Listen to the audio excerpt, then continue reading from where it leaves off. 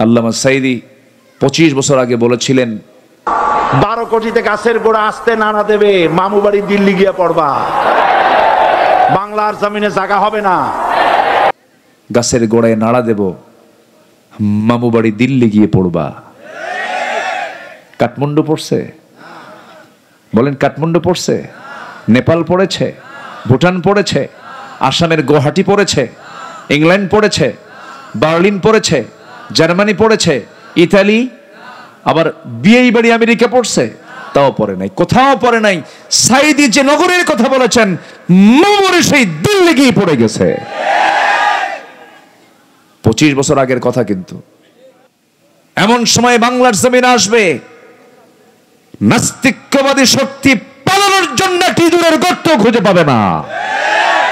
25 বছর আগের বক্তব্য খুঁজে পায় নাই, কলার পাতায় শুয়েছিল। মুনাফিকি বাদ দিতে হবে। নির্বাচনের আগে টুপি পরবেন, নির্বাচনের আগে হজ করবেন, একে আসরের নামাজ 4 বার পড়বেন, মুখে দাড়ি খোসা খোসা আনবেন, আবার বাঁচার জন্য দাড়ি কাটবেন। এগুলো হচ্ছে সবচেয়ে বড় মুনাফিকি।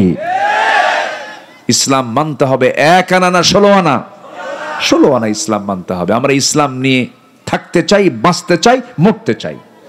আল্লাহ কবুল করুন, জোরে বলে আমিন। মুনাফিকি করা যাবে না। আমার নবীর জীবদ্দশায় এক মুনাফিকের ইন্তেকাল হলো, মারা গেল।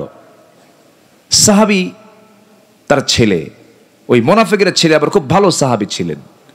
বাপ মরলে সন্তানের মন কি একটু ভালো থাকে না? কান্না আসে, দয়াময় হয় কিনা বলেন? মানুষ তো কাফের হোক আর মুশরিক হোক মুনাফিক হোক, বাপ মরলে ছেলের তো একটু কষ্ট হবেই।